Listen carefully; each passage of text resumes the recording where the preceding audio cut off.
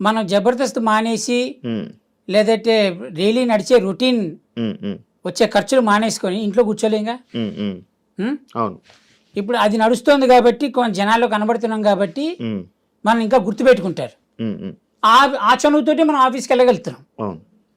ఇప్పుడు అది లేక ఈ సినిమాలే వస్తున్నాయని కూర్చుంటే ఈ సినిమా రాకపోతే అలా రాలేదుగా. అవును. అవును. అందరూ ఏమనుకుంటారు, జబర్దస్త్ నడుస్తాం కదా బాగానే సంపాదించుకుంటున్నాడు అంటారు. కానీ జబర్దస్త్లో ఎంత సంపాదిస్తున్నాడు అనేది టీం లీడర్లకి మాత్రమే తెలుసు. వాడికి వచ్చే పేమెంట్ ఎంత, వాడు ఇచ్చే పేమెంట్ ఎంత.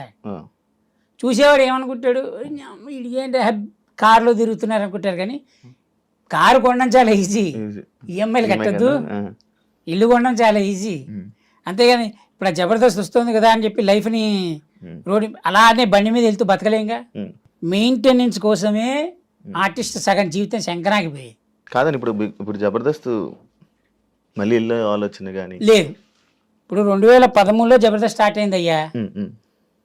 2013లో జబర్దస్త్ స్టార్ట్ అయ్యి 14లో ఎప్పుడో స్టార్ట్ అయింది ఈ ఈగో అనే టాపిక్. అవును అవును అప్పటి నుంచి ఉంది. 14 నుంచి 24 10 ఏళ్ళు ఇంకా పోలేదు నా ఈగో అనే టాపిక్. ఎలా జరుగుతుందంటేరా, టీం లీడర్గా నేనుంటే నా కింద పనిచేసే వాళ్ళు స్టేజ్ మీద ఎలా పర్ఫార్మెన్స్ చేయాలి అన్నది నాకు తెలుస్తుంది. ఇంతవరకు నా స్క్రిప్ట్లో ఏ రోజు కానీ ప్రాక్టీసులు పెట్టలేదు ఎవరికి. పోయి డైలాగ్ ప్రాక్టీస్ చేయి, అది ప్రాక్టీస్ చేయి, ఇది ప్రాక్టీస్ చేయని వేరే టీం లీడర్స్ లాగా. నువ్వు ఏదైనా స్టేజ్ మీద చెప్పే దాన్ని నేను చూసుకుంటా, కౌంటర్ ఇస్తాను నేను. నీకు సపోర్ట్ నేను ఉన్నాను, నువ్వు ఎందుకు టెన్షన్ పడుతున్నావు అనేదే చేశా. 4 చప్పట్లు వాళ్ళకి ఎక్కువ పడ్డాయి, నేనేం ఫీల్ అవ్వలే. కానీ ఆ 4 చప్పట్లు ఎక్కువ పడిన తర్వాత వాడేం ఫీల్ అయ్యాడు తెలుసా, చంటి కంటే నేను ఎక్కువ అని ఫీల్ అయ్యాడు. ఎక్కువ అని ఫీల్ అయ్యి వాడు సమయం కోసం చూసి చంటిని ఎక్కడ పడవాలో అక్కడ పొడిచారు. ఎటు తిరిగి నష్టపోయింది నేనే. అందరూ బాగున్నారు, అందరూ హ్యాపీగా ఉన్నారు. నేను అదే అంటున్నా, ఈరోజు జ్ఞానోదయంతో చెప్తున్న మాట. జబర్దస్త్ బ్యాచ్లో ఒకరికి ఒకరు సాయం చేసుకునే గుణం ఎంత శాతం ఉంది అనుకుంటున్నావు? ఉన్నదా అసలు? 100% ఉంది. 100%. అయ్యో, ఒకటి కష్టంలో ఉన్నాడంటే మొత్తం జబర్దస్త్ టీం అందరు కలిసి సపోర్ట్ చేస్తారు. రివర్సా? నేను రివర్స్ ఏమని చెప్పానా? స్ట్రైట్గా చెప్పింది. ఏది నిజం ఏది అబద్ధం నీకు తెలుసు, నీ మనసుకు తెలుసు, చూసే వాళ్ళకి అర్థమవుతుంది. ఉందనే చెప్తున్నా అబ్బా, నేను తప్పు చెప్పట్లే. ఉంది 100%. ఒక మనిషికి కష్టం వస్తే జబర్దస్త్ టీం అందరూ కలిసి సపోర్ట్ చేస్తారు, వాడిని నిలబెడతారు, వాడు బాగుంటాడు.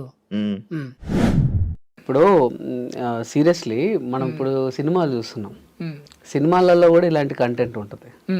ఇలాంటి కంటెంట్ లేనిది లేదు. ఈవెన్ ఇప్పుడు బూత్ షో అని అన్నారు, కరెక్ట్. చాలా మంది కూడా బూత్ షో అని చాలా మంది విశ్లేషకులు, చాలా మంది గొప్ప గొప్ప వాళ్ళు అన్నారు కదా. మరి ఎందుకంటే బూత్ షో అయితే అంత రేటింగ్ వస్తుంది?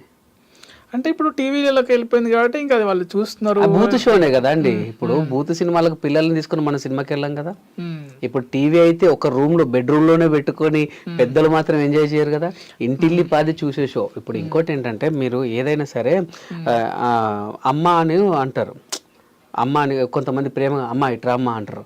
అమ్మ ఇట్రా అమ్మ అంటే అందులో అర్థం చేసుకునే దాన్ని బట్టి ఉంటుంది.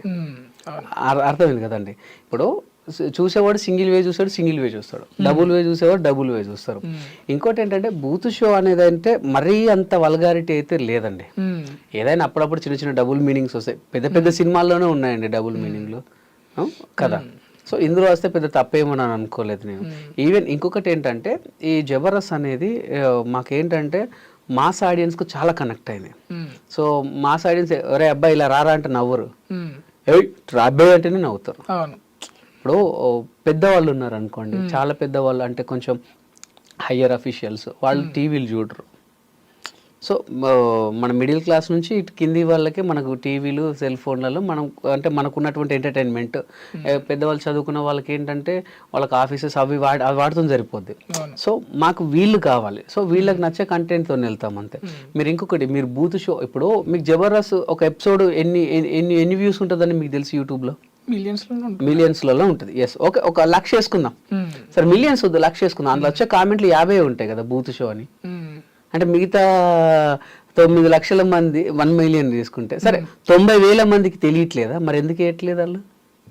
ఇప్పుడు మీకు వచ్చిన దాంట్లో కామెంట్స్లో చూసుకుంటే మీకు ఒక 80-90% సూపర్ గ్రేట్, పలానా కామెడీ బాగుంది, పలానా skit super, Raghavanna super, Chandranna super అని అట్లా పెడుతూ ఉంటారు. ఎవరో ఒకటి బూత్ షో, వేరే బూత్ ఒక 5-6 పెడతారు. 100 కామెంట్లు ఒక 5-6 వస్తాయి. ఇంకొకటి ఏంటంటే అండి, కాసే చెట్టుకే రాళ్ళ దెబ్బలు, కాసే చెట్టుకే రాళ్ళ దెబ్బలు 100%. ఇప్పుడు బూత్ షో అనే మహానుభావులు వాళ్ళు ఎప్పుడు కూడా బూత్ వాడలేదా? వాడతారు, వాళ్ళ నిత్య జీవితంలో వాడతారు. మీరు నిజంగానే అది నిజంగా బూత్ షో అని అయితే అంత రేటింగ్ రాదండి 100%.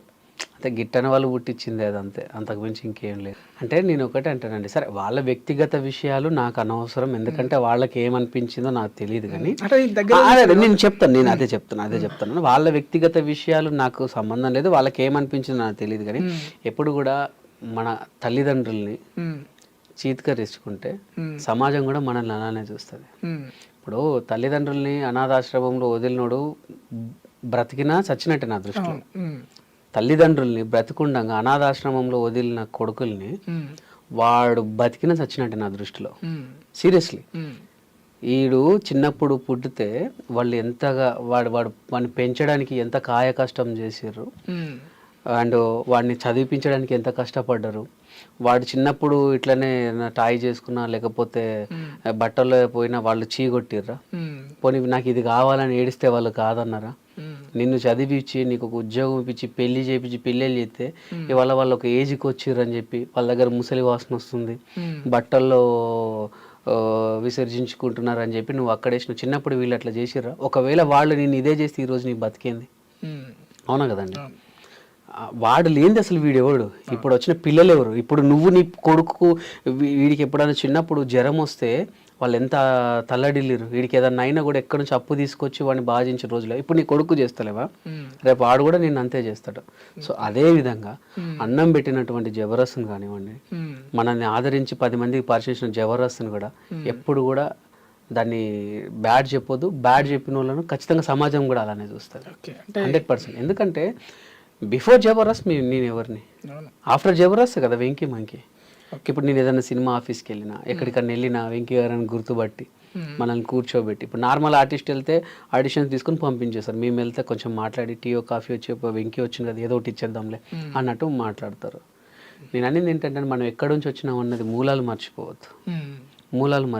మూలాలు మర్చిపోతే అదిగా వాళ్ళకి విజ్ఞతకు వదిలేద్దాం. అంటే తొక్కడం అంటూ అంటే చంటన్నకు ఏం జరిగింది నాకు తెలియదు, కానీ నేను ఒక్కడే చెప్తాను, మనకు టాలెంట్ ఉంటే ఎక్కడన్నా బతకొచ్చు. అది జబర్దస్తే కావచ్చు, డిఏ కావచ్చు, శ్రీదేవి డ్రామా కంపెనీ కావచ్చు, ఇంకా ఏదైనా స్టార్ మానే కావచ్చు, జీ తెలుగే కావచ్చు, ఎక్కడైనా బ్రతకొచ్చు. ఇప్పుడు నేను మన ఐ-డ్రీమ్లో పనిచేస్తున్నానండి, నాకు టాలెంట్ ఉంది, మీరు యాంకరింగ్లో మీరు సీనియారిటీ, మీరు నన్ను దొక్కారు, నాకు వర్త్ ఉంది, నేను ఇంకొక అడికి వెళ్ళి చేసుకుంటా, ఇంకో ఛానల్కి వెళ్తా. సరే ఇంకో ఛానల్ కూడా నన్ను అక్కడ ఇంకొక సీనియర్ ఉన్నాడు నన్ను దొక్కేశాడు, ఓన్గా పెట్టుకుంటా, నేను పోరాడంత వరకు పోరాడతా. ఒకప్పుడు ఏంటంటే సినిమా ఒక్కటే లోకం ఉండేదండి, సినిమా ఒక్కటే ప్రపంచం ఉండే. ఇప్పుడు 100 ప్రపంచాలు, యూట్యూబ్, సినిమా, ఇన్స్టాగ్రామ్ ఇన్ఫ్లుయర్స్ ఒక రోజుకు 10,000 సంపాదిస్తున్నారు. మనల్ని ఎవరు తొక్కాల్సిన అంటే తొక్కారంటే మరి అప్పుడు ఆ టైంలో సినిమా ఒక్కటే ఉండే కాబట్టి పాపం ఆయనకు అది హెల్త్ బాగా లేకుండా ఉన్నప్పుడు